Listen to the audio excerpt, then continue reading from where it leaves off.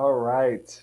Had a little technical difficulties there, but got 81 people here. Okay, okay. 82 Sorry of about you that, all. Caleb. I'm gonna make you host right now. Okay, cool. Thank you. Yeah. Awesome. Do me a favor, if you're watching right now, just in the chat box, tell me where you're watching in from. Where's your hometown in Colorado?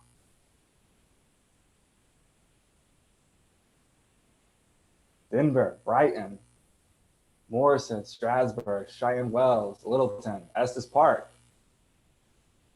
Anybody from Conifer?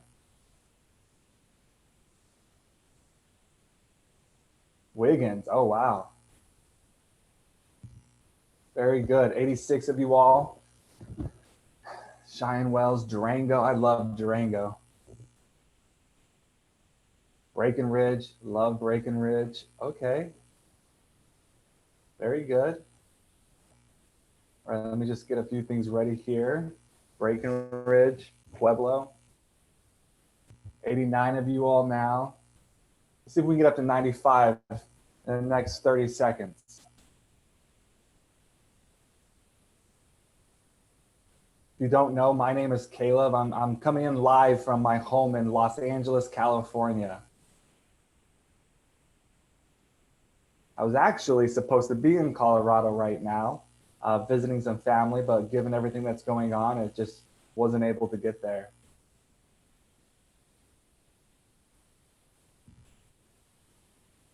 All right, 89. Cool. 90. Very nice.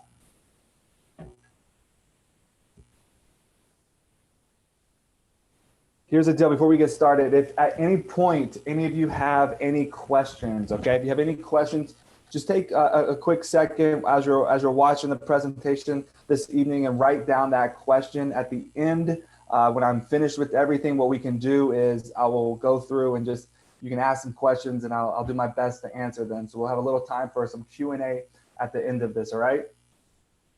But my name is Caleb, and I'm a speaker with Team Truth, and I'm so excited to be here with all of you tonight. And listen, we're jumping in a little late, so I'm just going to go for it, okay? And I know that as students, right? As students, you all have probably had your fair share of different types of assemblies, right?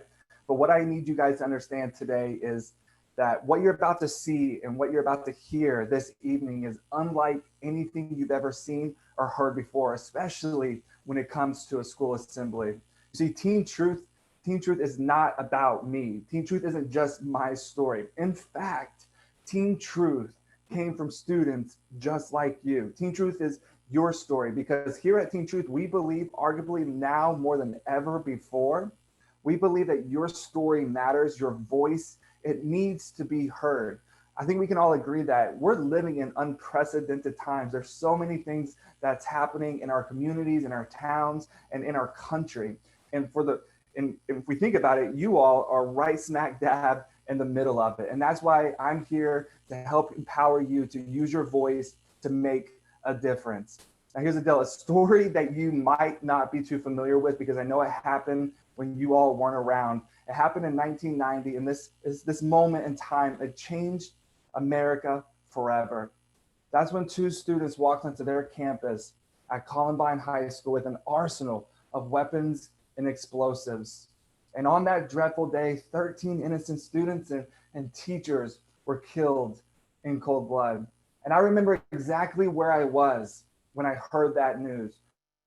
I was just getting ready to sit down and eat breakfast with my mom when I turned on the television screen and I saw the breaking news sign come up on the television, and I read the ticker at the bottom, and I looked at my mom, and I said, "Mom, what's going on?"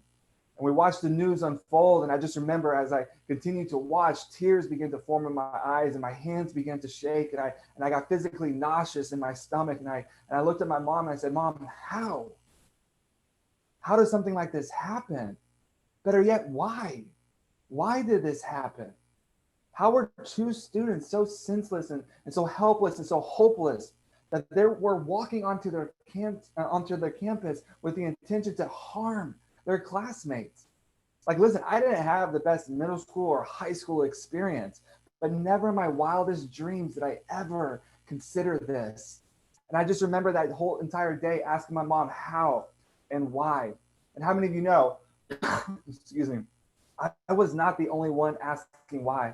When the news got a hold of the station, this story, all of America was asking why. And when the news got a hold of this, right, they got all these different so-called experts. They got religious leaders, they got lawyers, they got doctors, they got all these different experts, law enforcement officers, counselors, psychiatrists. And they paraded all of these experts on their news shows, CNN, Fox News, MSNBC.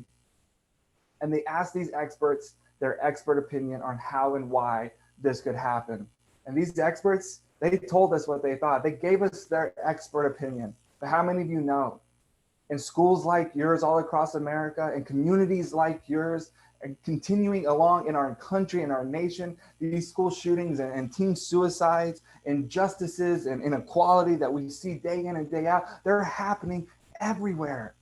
And every single time it happens, we see the same experts on the same news station giving us the same answer, but nothing ever changes. Nothing ever changes. But you know what we don't hear? We never hear, hardly ever do we see journalists in the news coming to students like you. We never hear them ask students like you guys, like, what kind of pressures are you all facing in 2020 that could cause someone to do something like this? What's your take on this? What's going on in your life according to this? We never hear them come to you, and we think that's a mistake because, like I said earlier, you all are the ones that are living it.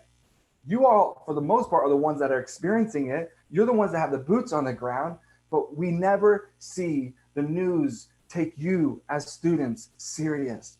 And we think at Teen Truth, we think that's a mistake. Like I said, we believe now, arguably more than ever before, your story, you see, it needs to be heard. Your voice needs to be used so that you can continue to make a difference in your school, in your community, and in the country. And so at Teen Truth, we decided to do something about it. That's when we recruited 5 high school students from the state of California, and we gave these students cameras.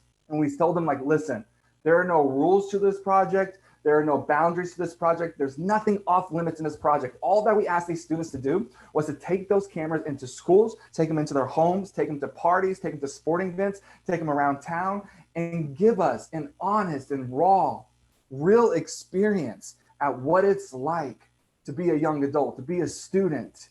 And that's what they did. For an entire year, they documented their lives. And we took that raw footage, uncut, unedited, right, for an entire year, and we made a featured film with that footage.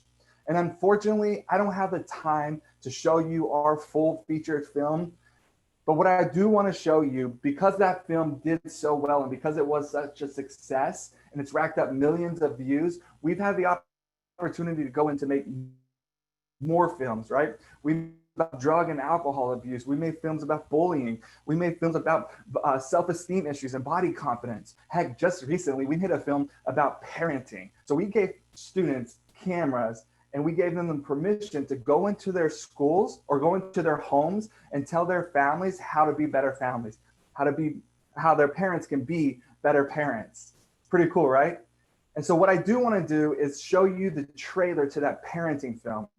Since COVID-19 hit and schools have shut down, students like you're spending so much more time at home, and this film has become increasingly more popular. So I'm going to show you this short trailer from this parenting film, but I want you to think about 2 questions as I show you this film, okay? 2 questions. As you're watching this film, I want you to ask yourself, can you relate to anything being said on this film? And secondly, if I was to give you a camera today, what would you say? What truth would you tell? What story would you let the world know? All right, let's check out this short film.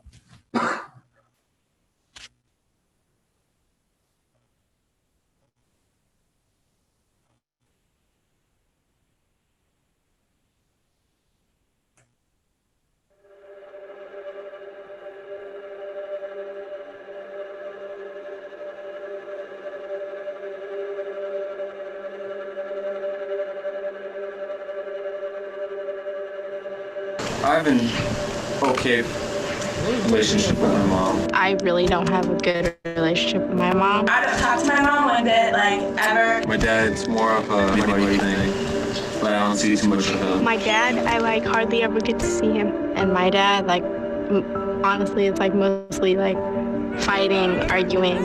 I get grounded. Our whole entire relationship is nothing. They weren't even there for me at all. What are we having for dinner is the most connection we have. I grew up with the babysitter or the childcare center. I was in daycare till kindergarten, and then when I was in kindergarten, I went to daycare after school. I would have loved to have one of my parents ask me, how are you feeling? I just feel like I'm always looking for my mom and other people.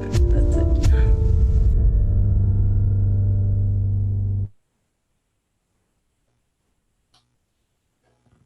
That last statement, right?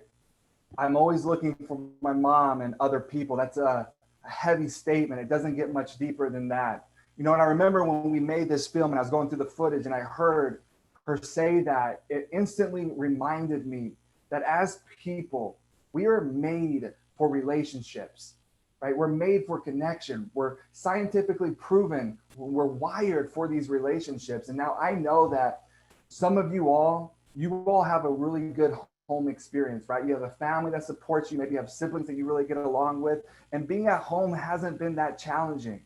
But I also know that some of you, that's just not the case. For some of you, maybe that you're feeling more lonely than you've ever felt before, right? You may be feeling more abandoned and more rejected than you've ever felt before. And being at home has created and stirred up a lot of stress and pressure in your life. And now, regardless if you have a good family situation at home or if you don't, I think we can all agree that what we're experiencing right now and everything that we've experienced this year, our life, your life, it's been turned upside down. And when life is turned upside down, it's a lot to handle. You feel the stress of it all. You feel the pressure of it all, the mental and the emotional challenges that so many of us are facing.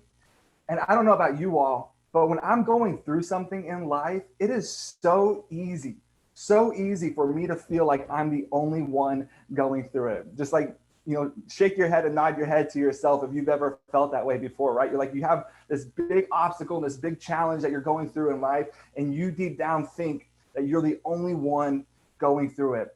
And when we're going through different things and different challenges and different pressures in life, it is so easy to act like everything is okay when it's really not. I think oftentimes when we're going through something in life, it's so easy to almost just put on this mask, this outward facing mask, where the whole world out here sees this smile on our face, like everything is okay. But on the inside, it's really not. And we do it for so many different reasons, right? Somewhere along the way, we were taught to believe that if people find out the truth about what we're going through, if people found out, what's happened to us or what we're going through right now, we're so afraid that they won't accept us for who we really are. If they really knew what we're dealing with, there's no way they would accept us. And so we hide behind this mask and we suppress and we deny what we're truly feeling. If I can be honest with you all, over the course of my life, I have perfected my ability to hide behind a mask. And if you've ever hid behind a mask, and if you've ever pretended to be somebody that you're not, if you've lived at any point in time in your life where on the outside everything was great, but on the inside it just wasn't the case, then you know just how exhausting it is. And I am sick and tired of living my life and pretending my way through life and acting like it's one way out here, but just not the case in here.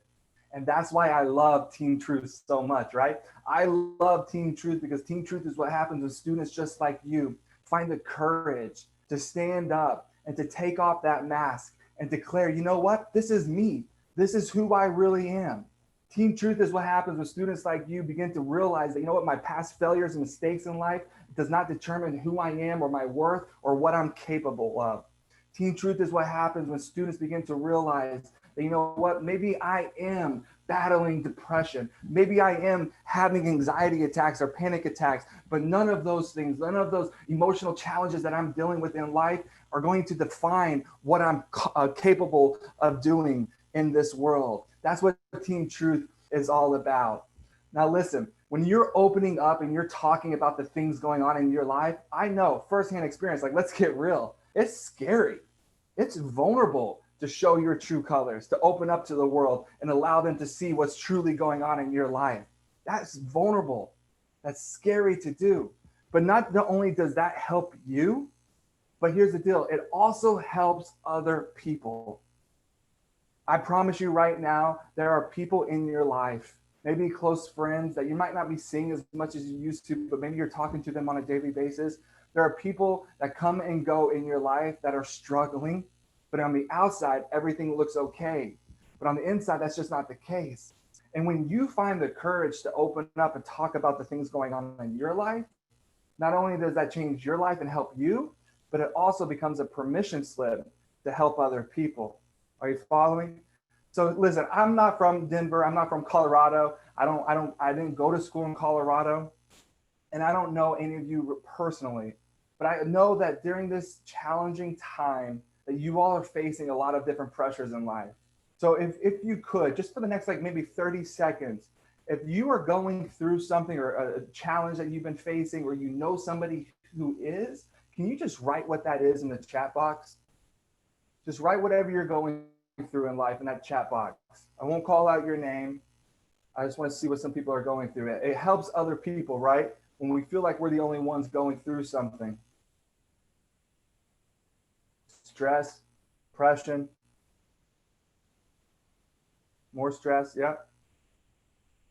Panic attacks, bad anxiety. Oh man, I'm so sorry to hear about your teammate passing away. Loneliness, that's a big one. Straight A, B student, now your D's don't have the motivation. I'm right there with you. I understand that. Family members being sick, problems with your parents, lonely.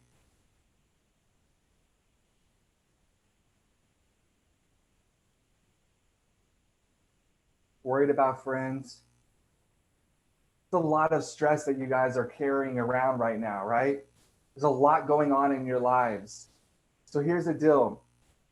I want you to just imagine right now and just think about how often in your life that you just wear that mask and you act like everything is okay, right? And you don't want to be a burden to other people, or you don't want to let other people know that you're going through something in life. And so you hide behind this mask and you suppress and you deny these things. Think about how often you do that. And it's okay if you do that, right? I've done it for so many years of my life until I realized that there's a better way, until I realized that there's a way that I don't have to carry that pain around any longer.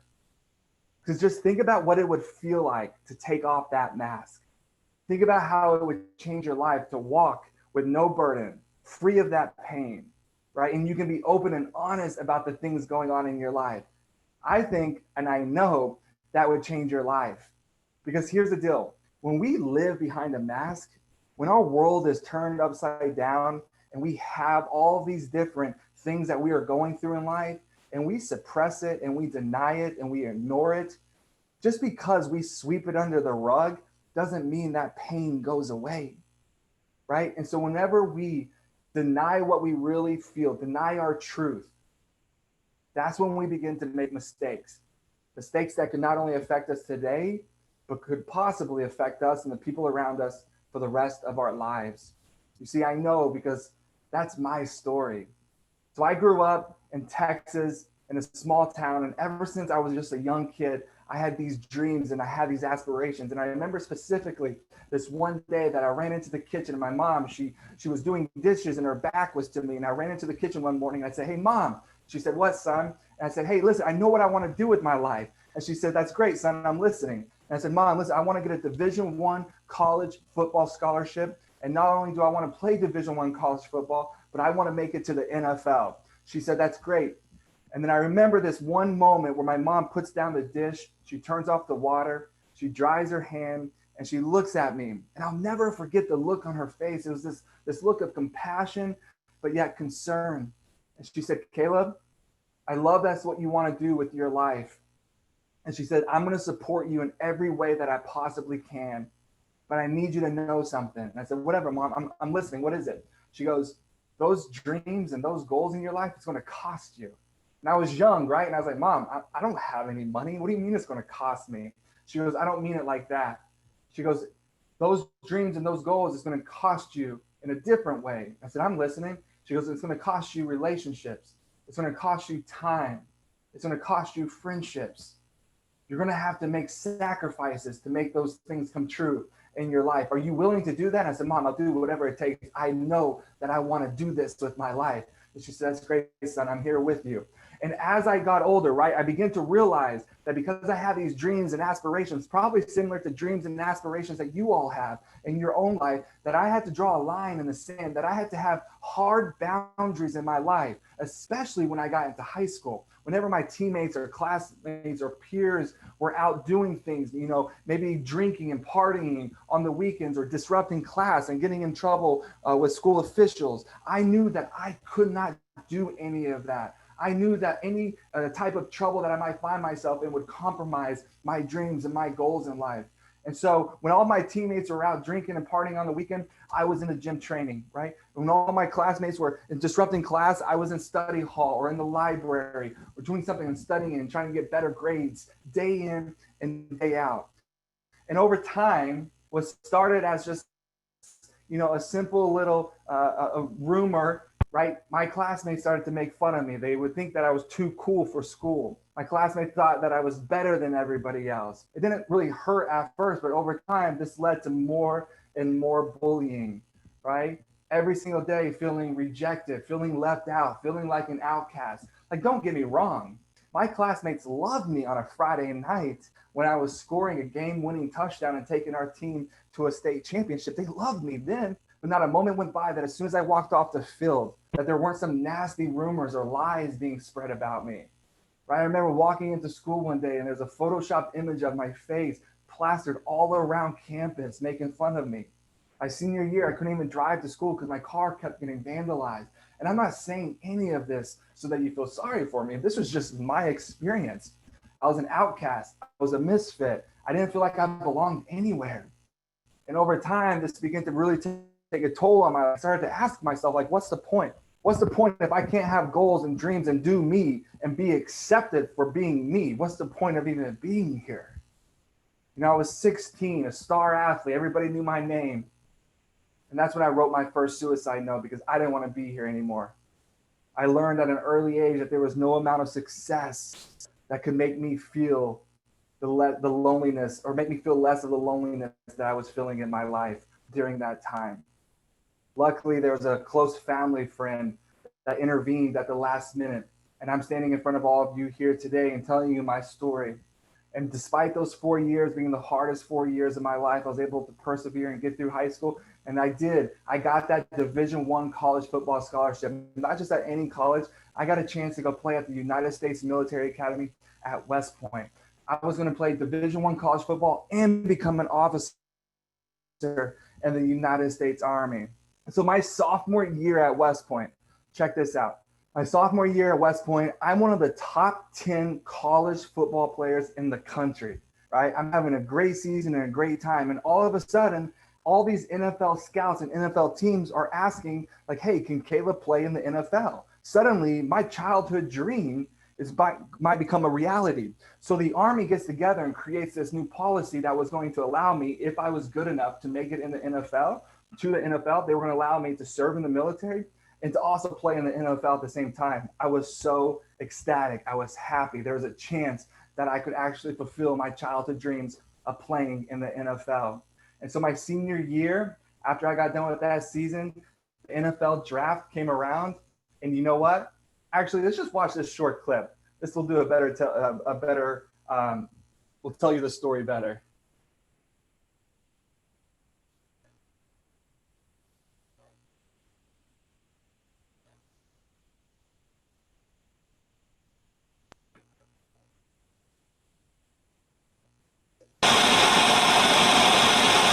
He may not have to travel overseas and be safety for a nation. With the 218th pick, Detroit has selected Caleb Campbell, defensive back, Army.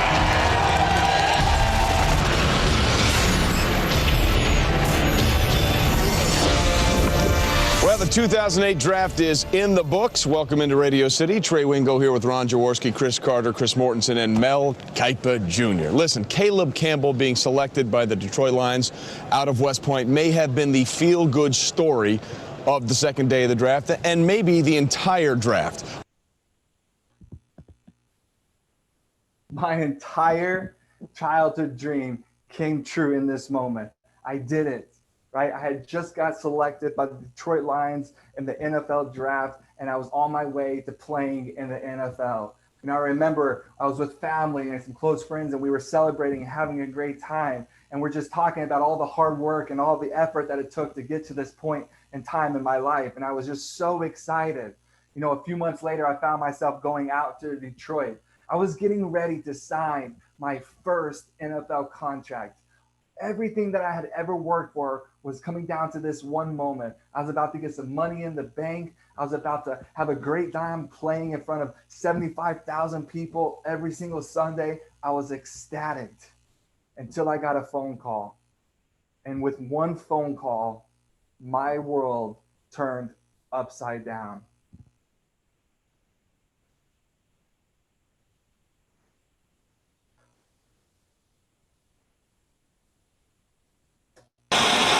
Two weeks ago, the Army made a decision to revise their interpretation of a Department of Defense policy regarding athletes going professional, as opposed to serving 2 years active duty. This information was not relayed to Caleb Campbell or the team that drafted him in the 7th round just a few months earlier, the Detroit Lions, until the eve before their camp. Second Lieutenant Caleb Campbell was blindsided by the Army when he was just hours away from signing a contract with the Detroit Lions. Think about this. The day of my first NFL contract signing, everything I had worked for my entire life, in a moment, I was told that I couldn't play. I was lied to, and I was told that I would have to return back to active duty immediately. I was devastated. My world was just turned upside down. And you know, during this time period, I didn't know how to handle what I was feeling. I had all these people telling me how I should respond, how I should act, all these people telling me and expecting things of me, right? And I was trying to live up to all these people's expectations, and I didn't want to disappoint them, right? How many of you have ever felt like that before at some point in time in your life, whether it was a friend or teacher or a parent? You didn't want to disappoint them, so you didn't speak up, and you acted like everything was okay when it really wasn't. And during this time, you see, this is when I really began to perfect my ability to hide behind a mask. I didn't want to let people down. I didn't want people to think that I was weak and that I didn't have what it took. And so I hid all this pain and all this anger and all this frustration that I was feeling because of what had just happened. And I suppressed it and I denied all that pain, right? Day in and day out. And that pressure, it began to build and build and build until I couldn't handle it anymore. And that's when I realized, you know, just because you hide the pain doesn't go away. And that's when I started to cope with this pain in really unhealthy ways. And for the first time in my life, I started to use drug and alcohol to actually deal with the pain that I was feeling as I continued to suppress and hide behind a mask. You know, I was partying and getting high in the morning, getting high at night, all day, drinking until passing out, just living this chaotic and reckless life. And I remember this one time I woke up the next day after having a party, and I looked at my bedside table and I saw the mixture of uppers and downers and alcohol on my bedside table. And I realized in that moment, based on what's on the table, there's no reason why I should be waking up.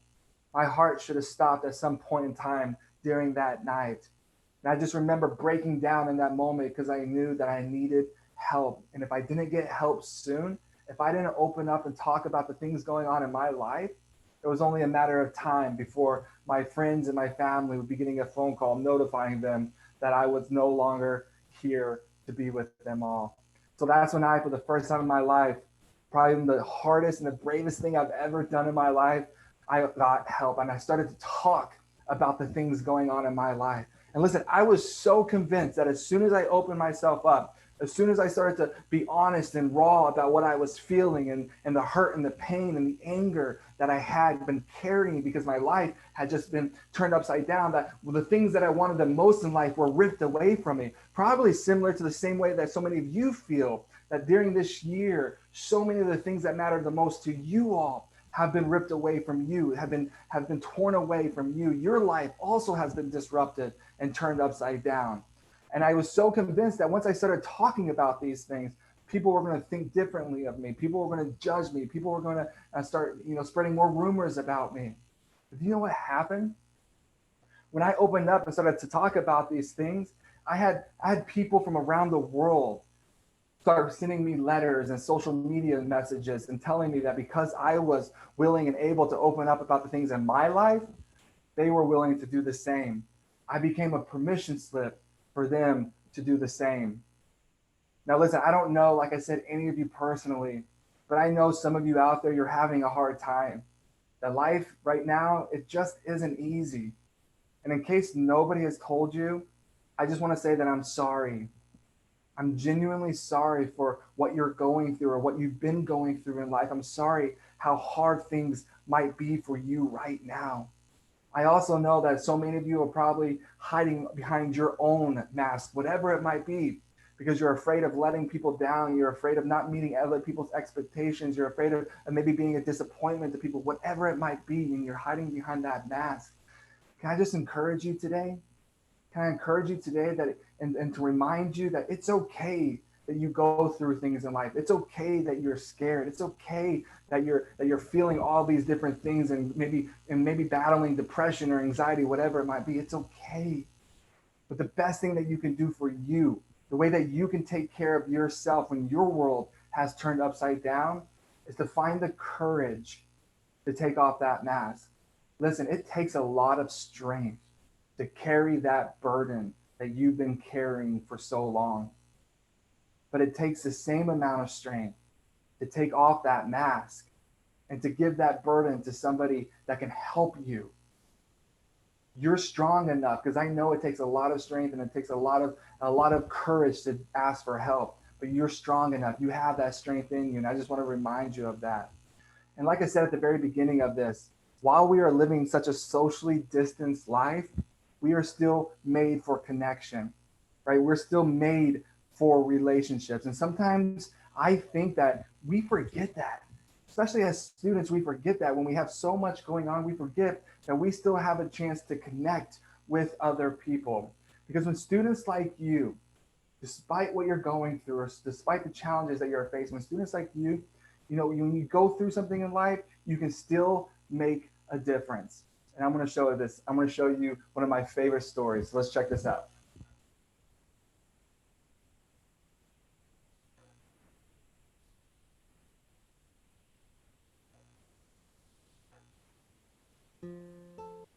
Not too long ago, I met this young man, and his name is Ryan, and they call him Rhino for short. You see, the thing about Rhino is Rhino was born with a learning disability. From the beginning, Rhino was a misfit. He was an outcast, right? Rhino, he never fit in. But what I loved about Rhino is Rhino, he loved sports. He loved the game of basketball, right? Rhino was one of those guys that could remember and tell you every statistic from every player, from every team, from any NBA season. He was a genius. Not only that, Rhino was one of the most resilient and devoted and dedicated people I've ever met. And when Rhino was a senior, he decided that he wanted to go out for his high school basketball team.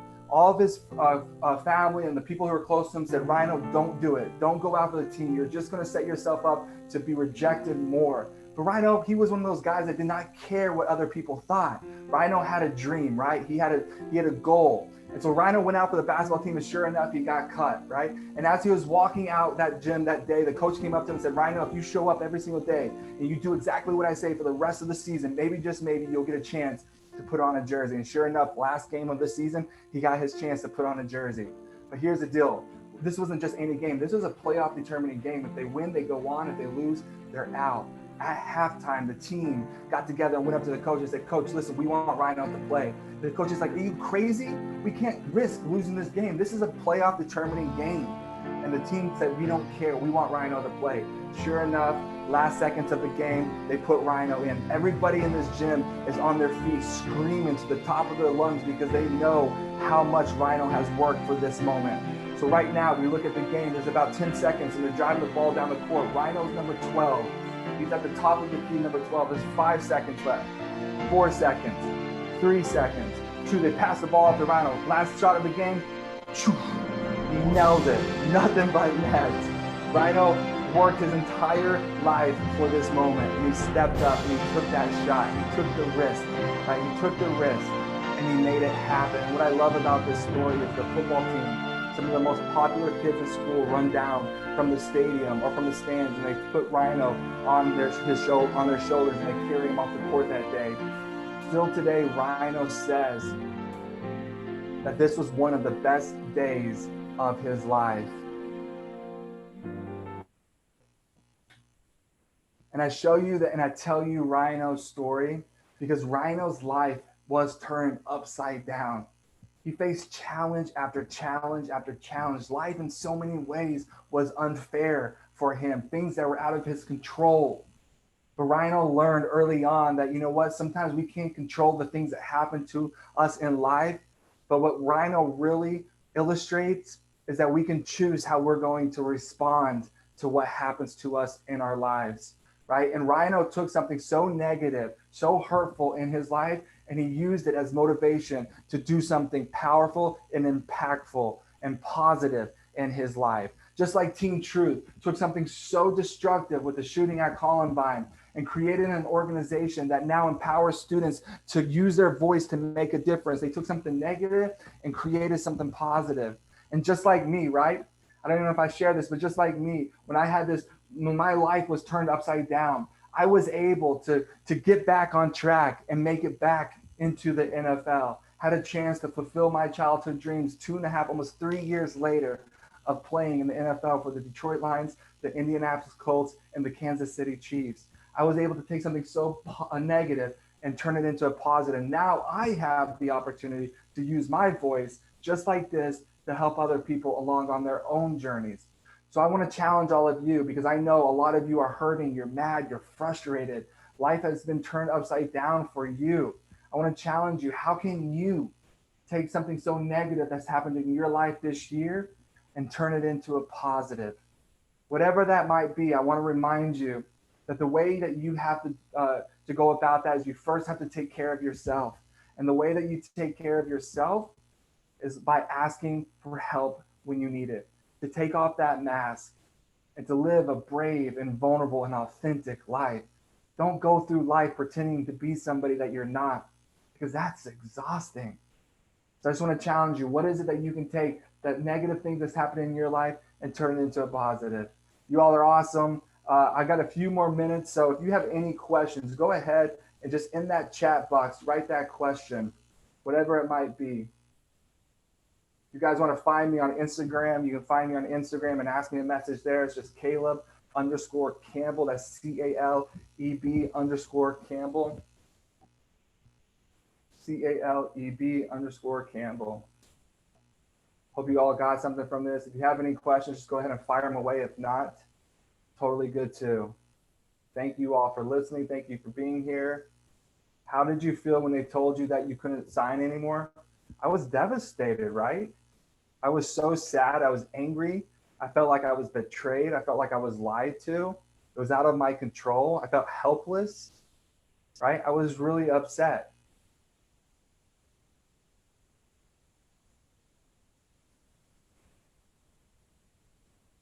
This is a great question. Thanks for asking it. What's the best way to tell someone how you're feeling and need help? First and foremost, find somebody that you can trust, okay? Find somebody that you feel like you feel safe with, right? And then go up to them and just say, hey, when's a good time that we can talk? I'm going through something and I need to talk about it. Are you available?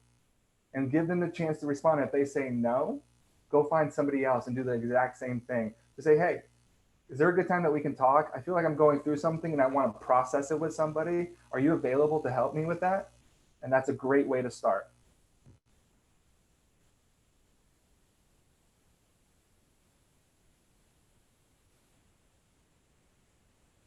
Got a few more seconds. Why did you choose West Point? It's a good question. I wanted to play Division I football, but I also love what West Point represented. The duty, the honor, the country, the character. I wanted to go somewhere that I was going to be deeply challenged. And I also wanted a chance to serve in the military afterwards. So a few different reasons why I chose West Point.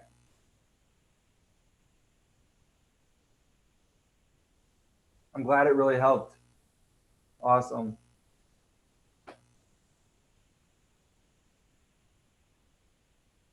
We have about 30 more seconds. Thank you all so much for tuning in. I don't really have a favorite NFL team. You know, I just watch some of the players that I played with, that I know of. I just watch them now.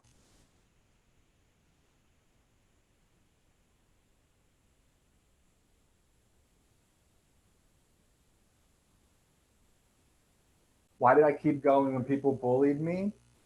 I just had dreams, right? I had desires, I had ambitions. I didn't want to allow somebody else to dictate what I do with my life, right? Think about this. When people are bullying us and when people are, you know, causing a hard time in our lives, it's hard and it hurts, right? But we have a choice to give those people the power to either determine what we do with our lives, or we can take back our power and, you know what, and say, you know what, regardless of what you do or say or don't say, I'm not going to allow other people to determine what I'm capable of. I'm not going to allow other people to decide what I can do or what I can't do, right? And I learned that through that time period that, you know what, I can't always control what people do to me or say to me or what happens, but I'm going to always control on how I choose to respond.